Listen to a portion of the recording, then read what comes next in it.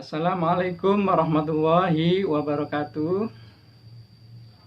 Bagaimana kabar anak-anakku sekalian, para siswa-siswi SMA Negeri 4 Pandeglang?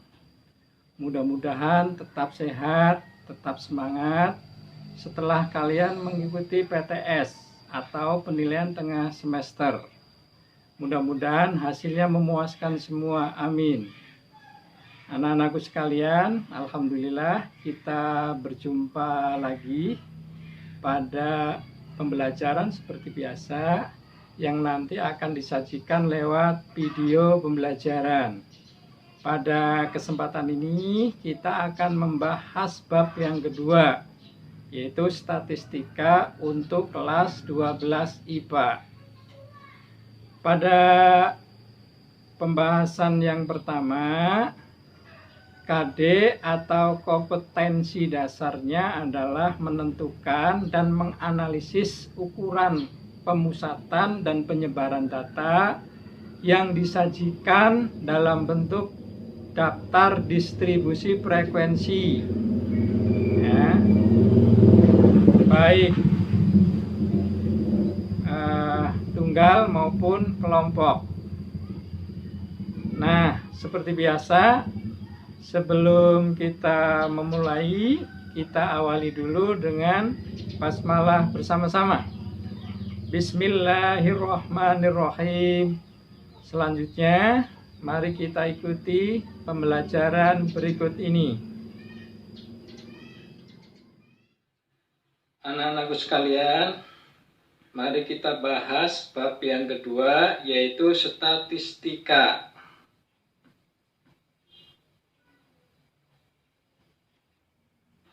Kita mulai dengan pertanyaan, apakah statistik dan statistika itu? Baik anak-anakku sekalian, statistik berupa data yang merupakan kesimpulan fakta berbentuk angka yang disusun dalam bentuk daftar atau tabel yang menggambarkan suatu persoalan. Sedangkan statistika ilmu pengetahuan cabang matematika yang berhubungan dengan bagaimana cara-cara mengumpulkan data, cara pengolahan data, penganalisaan data, penarikan kesimpulan, dan pembuatan keputusan yang cukup beralasan berdasarkan fakta yang ada.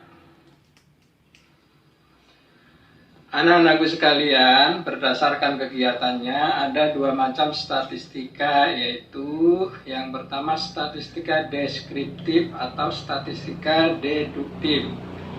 Yang kedua statistika inferensial atau statistika induktif.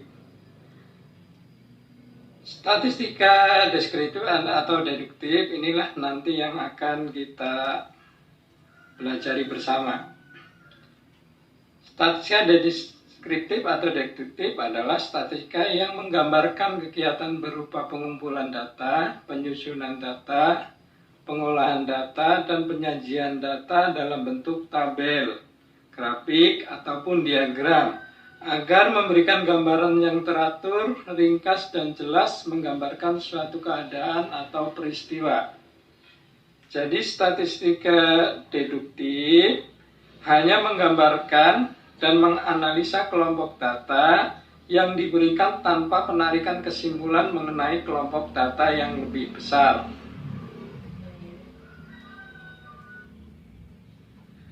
Anak-anakku sekalian, untuk statistika deskriptif yang akan kita bahas terdiri atas 1, 2, 3. Yang pertama, distribusi frekuensi, yaitu penyusunan data dari nilai terkecil sampai terbesar yang kemudian disajikan dalam bentuk tabel atau diagram.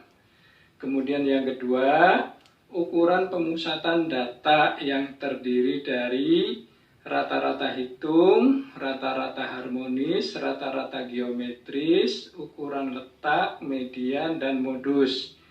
Yang akan kita bahas nanti hanya rata-rata hitung, median, dan modus. Untuk ukuran letak juga akan dibahas kalau waktunya masih ada. Nanti hanya meliputi kuartil, desil, dan persentil. Kemudian yang ketiga, ukuran penyebaran data yang terdiri dari rentang atau range, simpangan rata-rata, ragam atau varians, dan simpangan baku atau standar deviasi. Nah, berikutnya, sekalipun tidak akan kita bahas, tapi tidak ada salahnya kalau kita mengenal secara singkat tentang statistika inferensial, yaitu statistika yang berhubungan dengan penarikan kesimpulan yang bersifat umum dari data yang telah disusun dan diolah. Nah, hal-hal yang berhubungan dengan statistika inferensial, yang pertama, melakukan penafsiran tentang karakteristik populasi dengan menggunakan data yang diperoleh dari sampel. Kemudian yang kedua, membuat prediksi atau ramalan tentang masalah untuk masa yang akan datang. Kemudian yang ketiga, menentukan ada tidaknya hubungan antar karakteristik. Yang keempat, menguji hipotesis. Yang kelima, menarik kesimpulan.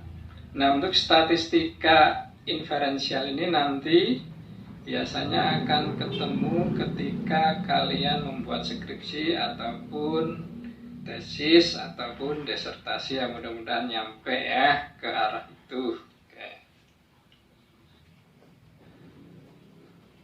Kemudian macam-macam data. Yang pertama menurut sifatnya. Nah, itu ada yang disebut dengan data kualitatif, yaitu data yang berbentuk kategori atau atribut. Kemudian yang kedua data kuantitatif, yaitu data yang berbentuk bilangan. Yang kedua, untuk data kuantitatif itu ada yang disebut dengan data diskrit dan ada yang disebut dengan data kontinu. Kemudian yang kedua, menurut cara memperolehnya. Yang pertama data primer, yang kedua data sekunder. Kemudian pengumpulan data itu ada dua cara. Yang pertama secara sensus, yaitu jika setiap anggota populasi diteliti satu persatu. Kemudian secara sampling, jika hanya sebagian anggota populasi saja yang diteliti. Nah, anak-anakku sekalian, menu kita adalah materi sebagai berikut. Ya. Jadi yang akan kita bahas adalah statistika deskriptifnya saja ya, yang terdiri atas yang pertama menyajikan data, yang kedua ukuran pemusatan data, yang ketiga ukuran penyebaran data.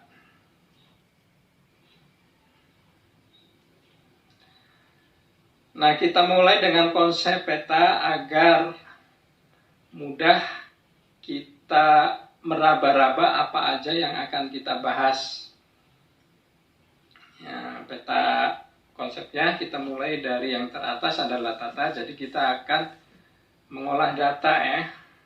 Mulai dari penyajian data, menentukan pemusatan data, ukuran-ukuran pada pemusatan data, kemudian menentukan ukuran-ukuran pada penyebaran data. Nah, pada penyajian data itu ada yang berupa tabel distribusi frekuensi, ada yang berupa grafik. Kemudian pada pemusatan data itu nanti kita akan membahas rata-rata atau mean, kemudian nilai tengah atau median, kemudian yang ketiga modus. Pada penyebaran data kita akan membahas simpangan rata-rata, simpangan baku, dan ragam atau varians. Pada grafik itu kita akan membuat histogram, poligon frekuensi, dan OGIF. Nah, di mana OGIF nanti kita akan dibagi menjadi dua, yaitu OGIF positif dan OGIF negatif. Anak-anakku sekalian, kita bahas bagian yang pertama, yaitu penyajian data. Yang pertama, daftar distribusi frekuensi atau kita singkat dengan DDF. Nah, nanti ada dua macam. Yang A, DDF data tunggal atau daftar distribusi frekuensi data tunggal, kita singkat lagi menjadi DDF-DT. Yang B, DDF data berkelompok atau lengkapnya daftar distribusi frekuensi data berkelompok, kita singkat menjadi DDF-DK. Kemudian yang kedua, masih penyajian data, yaitu grafik. Nanti kita akan bahas ya bagaimana cara membuat histogram. Kemudian yang B, bagaimana cara membuat poligon frekuensi. Yang ketiga, bagaimana cara kita membuat grafik OGIF ya. Nah, OGIF nanti ada dua macam, yaitu OGIF naik atau positif dan OGIF turun atau OGIF naik. Nah, untuk daftar distribusi data tunggal, nah ini biasanya digunakan untuk data yang mempunyai nilai jangkauan kecil. Apa itu jangkauan? Jangkauan itu sama dengan nilai terbesar dikurangi nilai terkecil. Jadi selisihnya itu kecil ya, selisih antara nilai data terbesar dengan nilai data terkecil. Maka kita cukup dengan daftar distribusi data tunggal. Oke. Kemudian yang kedua, tabel awal yang perlu kita siapkan adalah sebagai berikut. Nah, seperti ini ya. Jadi ada kolom nilai, ada kolom tabulasi atau turus, dan kolom frekuensi. Anak-anakku sekalian, untuk menambah pemahaman kalian, mari kita bahas contoh soal. Oke, kita masuk contoh soal 1. Hasil pendataan jumlah keluarga siswa 12 IPA 1 SMA N4 Pandeglang. Datanya seperti tertera pada layar ya. Oke, yang ditanyakan adalah dari data di atas, buatlah daftar distribusi frekuensi data tunggal. Oke, untuk penyelesaiannya, Nana, kita bahas bareng-bareng. Kita tulis judulnya dulu, tabel jumlah keluarga siswa 12 IPA 1 SMA N4 Pandeglang. Kemudian kita buat tabelnya semacam ini. Ya, ada 3 kolom, kolom nilai, kolom tabulasi, kolom frekuensi. Oke. Kemudian kita tentukan banyaknya baris, ini 4 ya. Ini diperoleh dari nilai terkecilnya 4, nilai terbesarnya 7. Jadi kita butuh 4 baris. Oke, kita isikan nilainya ya. Kita mulai dari nilai terkecil yaitu 4 pada baris pertama. Berikutnya pada baris kedua nilai 5, baris ketiga nilai 6, dan baris keempat atau baris yang terakhir nilai terbesar yaitu 7. Nah, lanjut pada pengisian tabulasi, kolom tabulasi ya. Untuk mengisi kolom tabulasi kita kembali kepada data ya.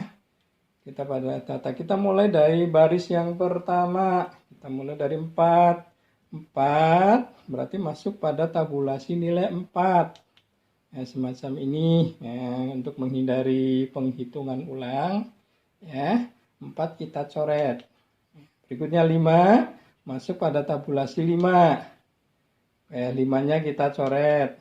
4 masuk tabulasi 4. Nah, 4 kita coret. 6 masuk tabulasi nilai 6. 6 kita coret. Kemudian 5 masuk tabulasi nilai 5. 5 kita coret. Kemudian 6 masuk tabulasi 6. 6 kita coret. Kemudian 5 masuk tabulasi 5. 5 kita coret. Ini untuk baris pertama selesai. Kita lanjut baris yang kedua mulai dari 5. 5 ini ya. 5 kita coret. 5 lagi. Ini yang setiap pelipatan 5 nanti tabulasinya berupa garis miring ya. Semacam ini. ya biar menghitungnya gampang nantinya. Oke, 5 kita coret dulu. Nah, berikutnya 4 ya, 4. Kita coret. 7. 7 coret.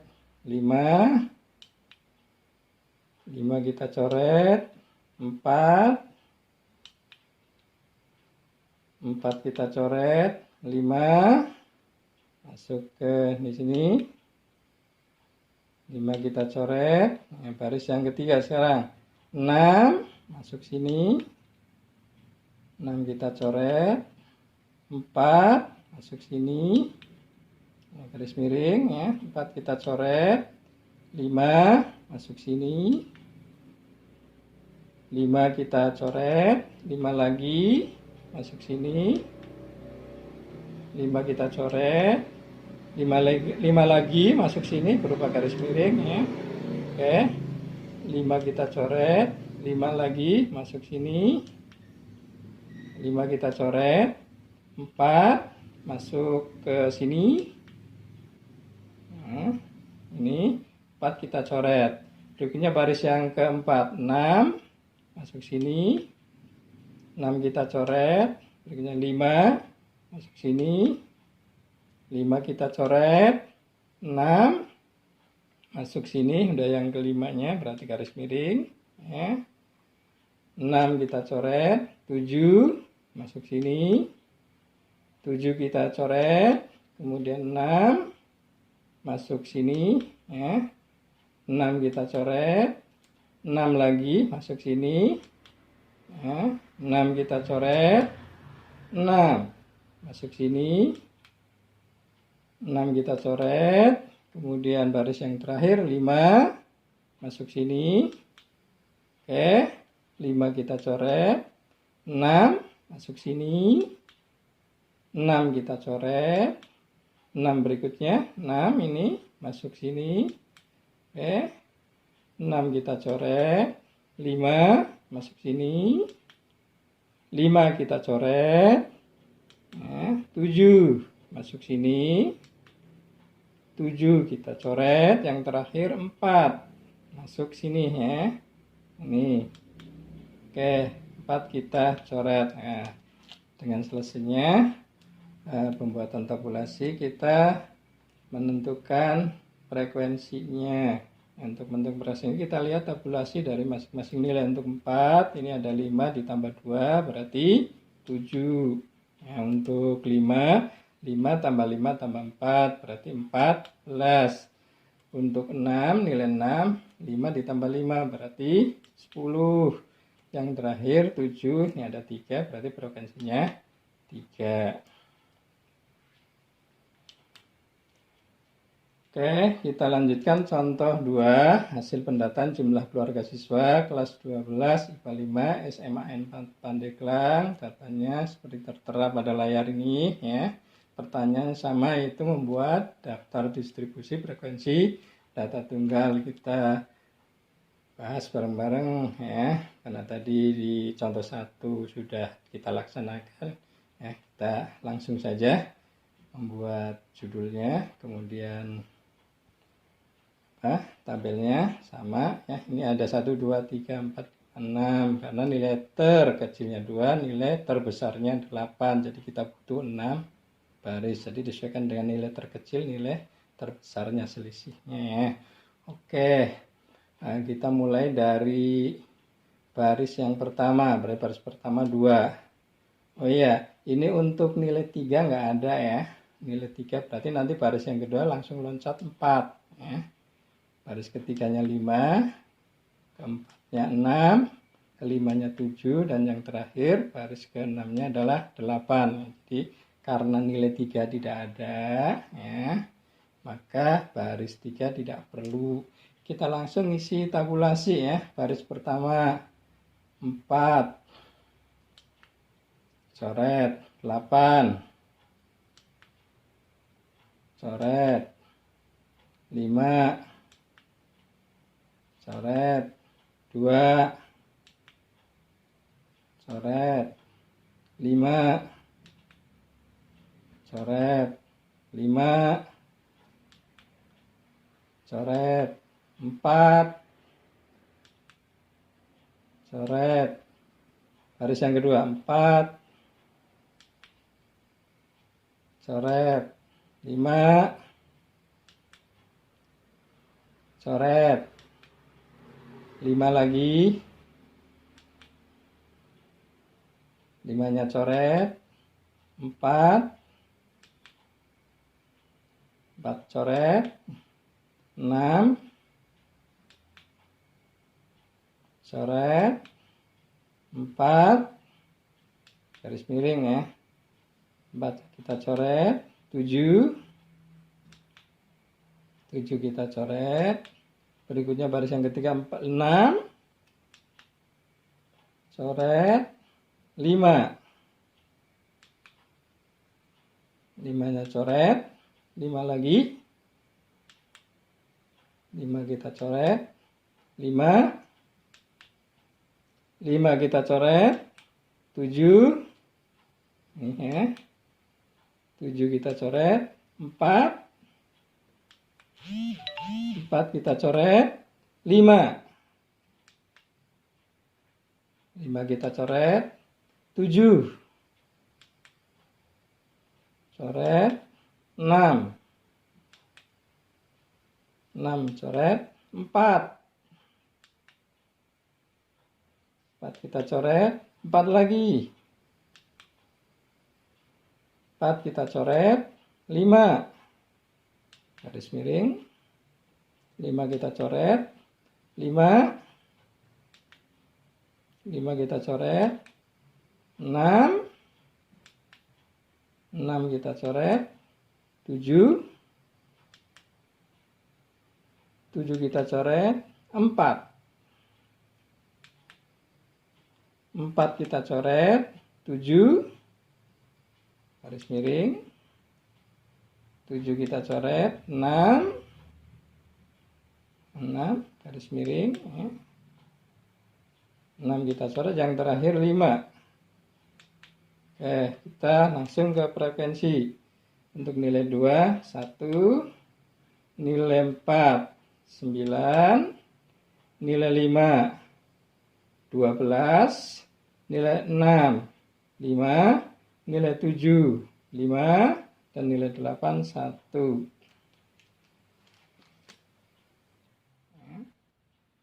Bagaimana dengan cara lain? Kita kembali kepada soal contoh 1.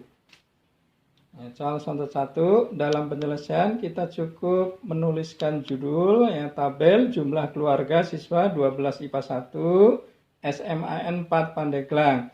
Kemudian kita langsung membuat tabelnya. Nah, di sini cukup dengan 2 kolom, yaitu kolom nilai dan kolom frekuensi.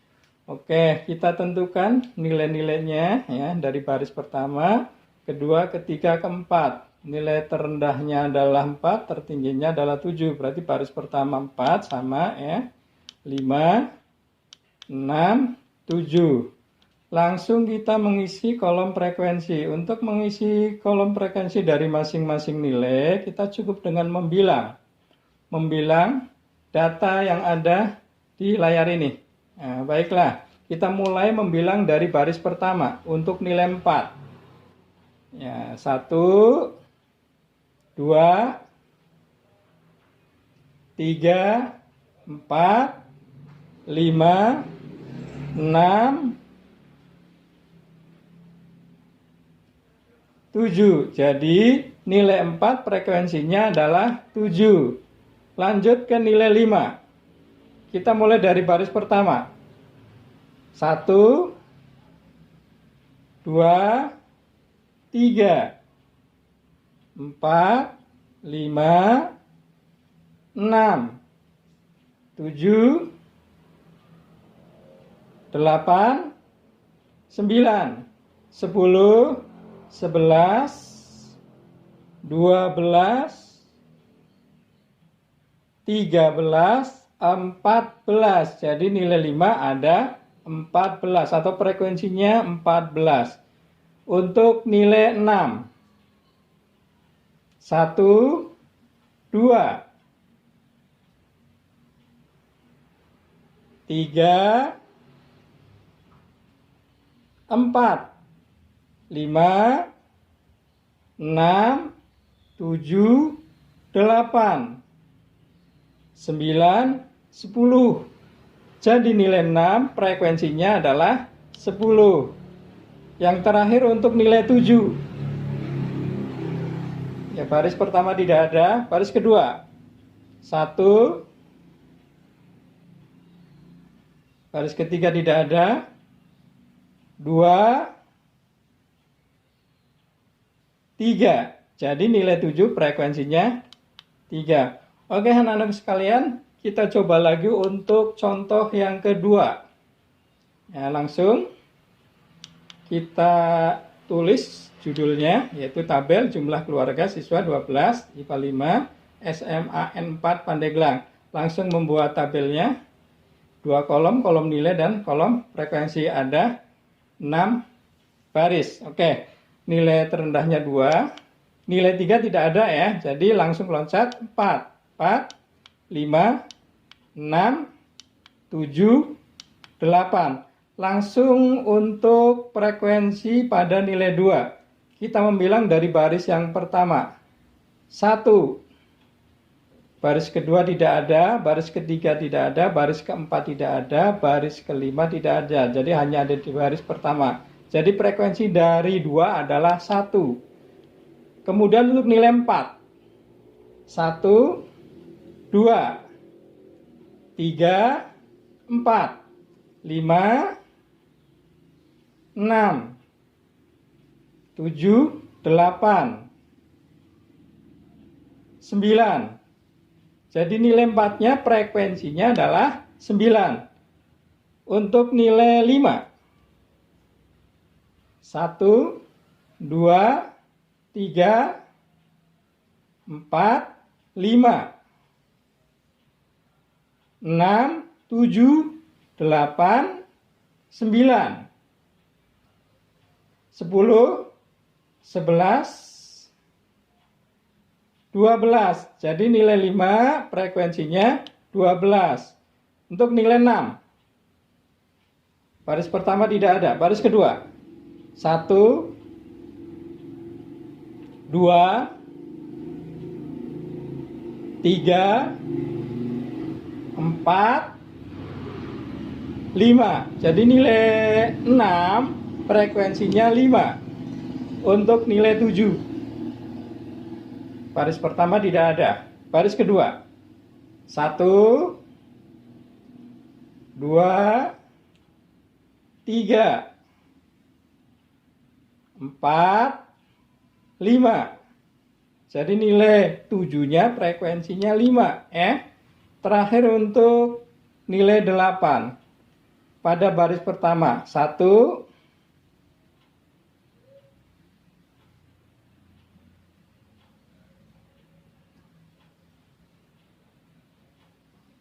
jadi hanya ada 1 nilai 8-nya. Kita tulis frekuensinya adalah 1. Nah, demikian anak-anak ya.